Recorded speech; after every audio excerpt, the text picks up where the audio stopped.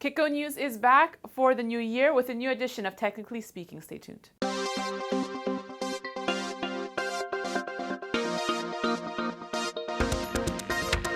All right, Jim, so nice to see you again. Happy 2012. Good morning, Daniela. Good to see you, and Happy New Year to everyone. So we saw lots of trading activity yesterday, Jim. Today, gold prices started off at a slower pace. Now they're rallying. Break it down for us. Well, Daniela, yesterday we saw solid gains in the gold market. We saw some fresh speculative buying interest. The Iran-U.S.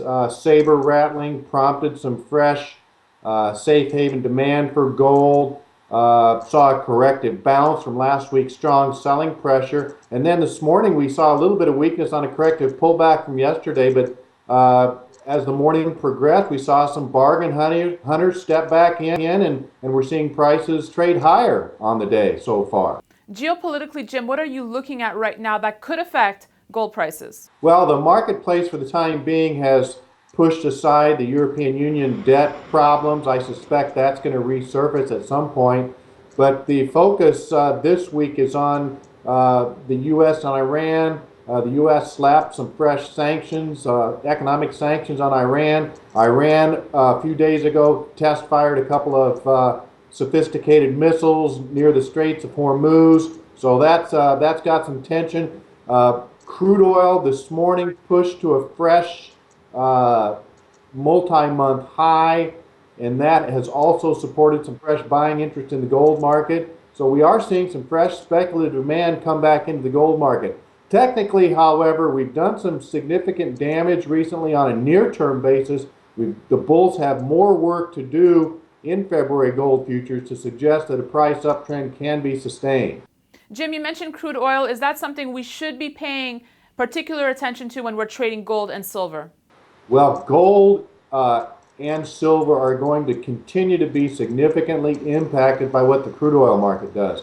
Crude oil is the leader of the raw commodity complex, and of course, gold and crude oil, or gold and silver, are included in that mix. So yes, indeed, gold and silver will continue to track the crude oil market closely, and anytime you see crude start to rally like we've seen this week, you're going to see some positive reaction from the precious metals.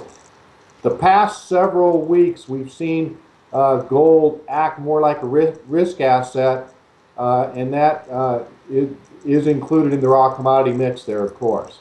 Back in the U.S., Jim, lots of data coming out today as well. Jobs report coming out Friday. How do you think this could affect gold prices? We've seen a recent string of stronger economic data coming out of the U.S., and that's been a bit of a negative weight on gold. We'll see how Friday's job report impacts the precious metals. On a near-term technical basis, here are the two important technical points. Resistance at the last reaction high in the downtrend on the daily chart comes in at 1643.70 in February futures. Solid technical support comes in at last week's low of 1523.90.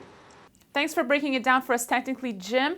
Final thoughts for investors for the remainder of the week? Well, gold remains in a near-term downtrend on the daily chart, and we've seen a nice corrective bounce. The bulls do have significantly more work to do, however, to jumpstart an uptrend on the daily chart. All right, Jim, thanks so much for joining me today. We look forward to seeing you next week. Can't wait till next time. And thank you for watching Kitco News. As always, you can email me at newsfeedback@kitco.com. For Kitco News, I'm Daniela Cambone, wishing you and your loved ones a very prosperous 2012.